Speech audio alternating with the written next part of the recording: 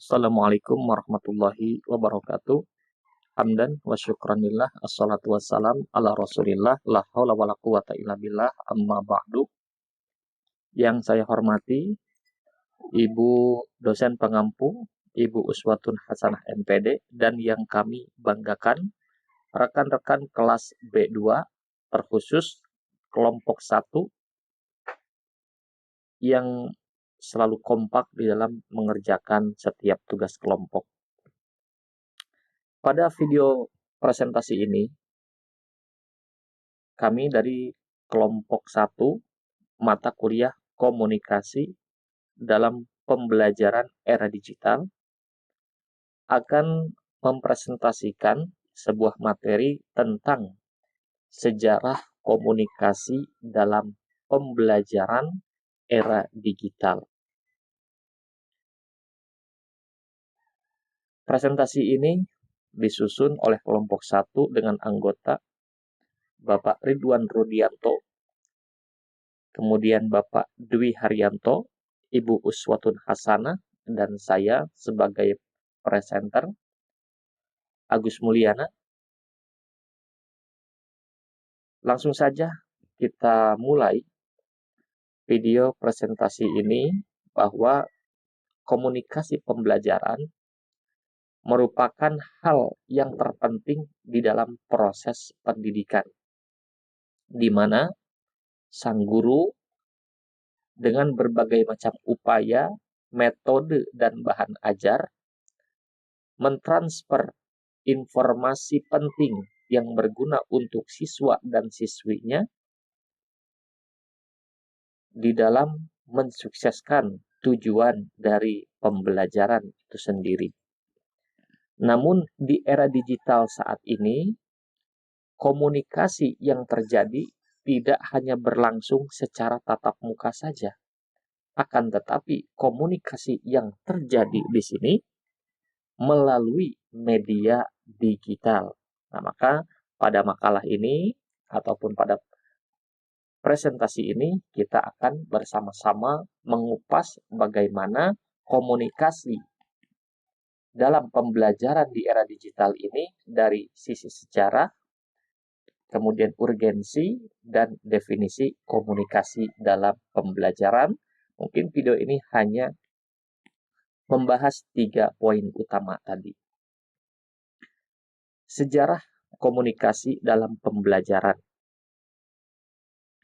Pada mulanya, komunikasi pembelajaran ini bersifat tradisional atau konvensional.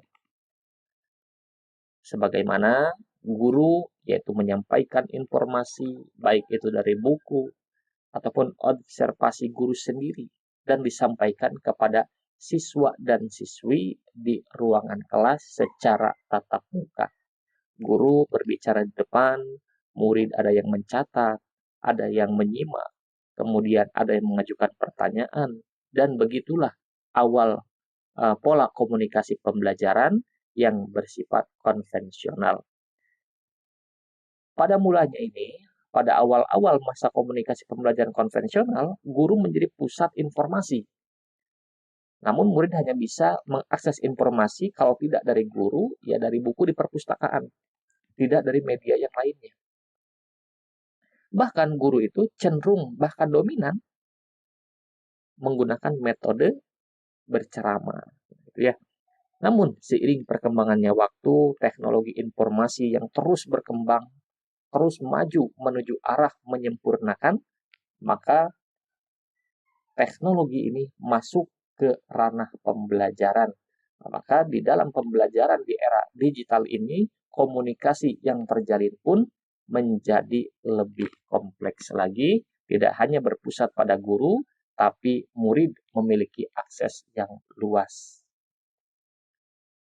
Perkembangan komunikasi pembelajaran di era digital, munculnya internet dan teknologi digital ini menjadi titik balik pola komunikasi yang dulunya dengan metode ceramah guru sebagai pusat, kini guru bertindak sebagai fasilitator, sementara media-media pembelajaran ini memiliki peran yang penting, peran yang vital dalam mensukseskan tujuan pembelajaran.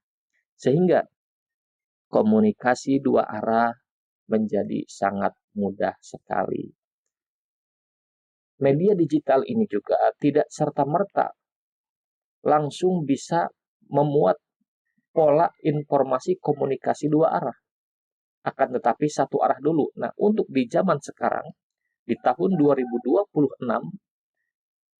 siswa sudah bisa melakukan komunikasi dua arah dengan pengajar ataupun guru, walaupun melalui media digital. Lalu apa urgensi komunikasi dalam pembelajaran? Tentu sangat vital sekali. Yang pertama, meningkatkan pemahaman siswa terhadap materi yang disampaikan oleh guru ataupun di dalam melaksanakan kurikulum yang telah ditetapkan oleh pemerintah. Kemudian membangun interaksi yang aktif sehingga tidak monoton. Guru berbicara, murid mendengarkan. Tidak terjadi hal yang monoton demikian. Adanya interaktif, adanya interaksi antara guru dan murid itu akan lebih meningkatkan kualitas pembelajaran dan siswa akan merasa dilibatkan dalam pembelajaran dan tidak merasa menjadi objek di dalam pembelajaran. Yang ketiga, menciptakan pembelajaran yang efektif. Nah, efektif terkadang di dalam pembelajaran itu ketika hanya berfokus berceramah, guru itu pesan yang disampaikan hanya ditangkap berapa persen saja kepada murid karena keterlibatan siswa itu masih rendah. Sementara dengan adanya pola komunikasi pembelajaran yang terus berkembang sehingga siswa akan ikut serta masuk ke dalam pembelajaran bukan hanya menjadi objek pembelajaran. Yang keempat, membantu mengatasi kesulitan dalam belajar. Terkadang siswa itu ketika diterangkan, dijelaskan tentang sebuah materi, itu kurang paham. Tentu ini ada kaitannya dengan karakter siswa, ada yang auditory, ataupun visual. Nah, maka dengan adanya media pembelajaran yang variatif, akan mengakomodir semua kebutuhan siswa dan siswi, baik yang menggunakan audio ataupun yang lebih cepat menangkap sesuatu ketika dilakukan secara visual. Kemudian, apa urgensinya di era digital ini? Tentu menyesuaikan dengan karakter generasi digital. Hari ini, anak-anak mulai usia dini sudah mulai menggunakan perangkat digital ataupun gawai. Nah, maka sebagai guru, kita harus bisa menyesuaikan dengan karakter generasi digital.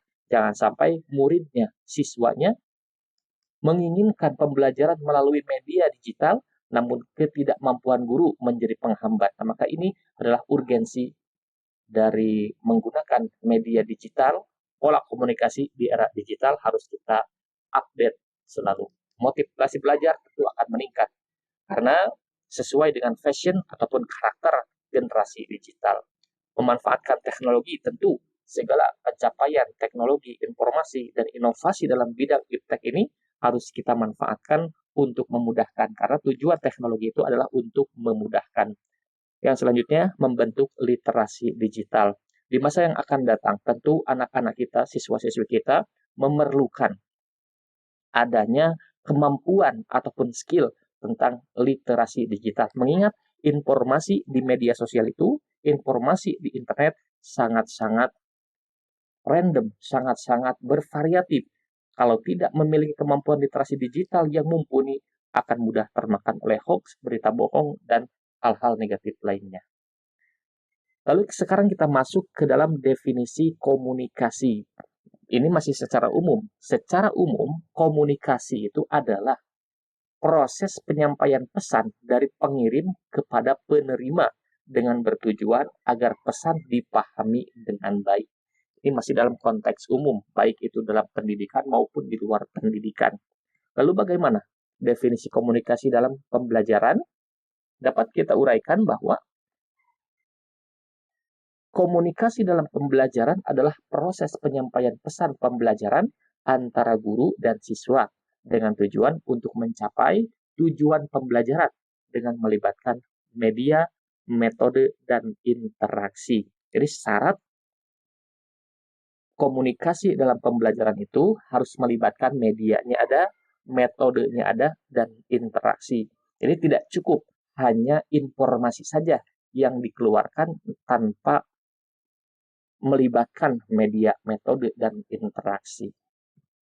Kemudian apa sih komponen-komponen dalam komunikasi pembelajaran? Tentu yang pertama adalah guru sebagai komunikator dan siswa sebagai komunikan.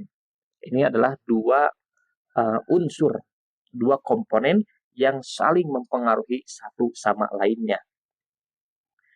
Kemudian ada pesan pembelajaran ataupun materi. Nah, materi pembelajaran ataupun pesan pembelajaran. Yang keempat adanya media pembelajaran, dan yang kelima adanya umpan balik. Baik itu dari guru ke murid ataupun dari murid ke guru. Nah, itu adalah komponen komunikasi di dalam pembelajaran. Kesimpulan bahwa komunikasi pembelajaran sangat penting di era digital ini. Guru perlu kreatif, adaptif. Teknologi harus dimanfaatkan untuk pembelajaran yang efektif. Mungkin ini menjadi penghujung video presentasi dari kelompok 1 yang dalam hal ini saya sebagai presenter mengucapkan terima kasih atas segala perhatian yang telah menyimak video ini. Apabila ada pertanyaan yang perlu didiskusikan, silahkan, kami kelompok 1 siap dan bersedia untuk menjawab, mendiskusikan materi kami. Segenap anggota kelompok 1 kelas B2 pamit undur diri. Terima kasih kepada Ibu dosen atas bimbingannya dan juga rekan-rekan sekalian. Semoga kesuksesan selalu berpihak kepada kita. Terima kasih. Wassalamualaikum warahmatullahi wabarakatuh.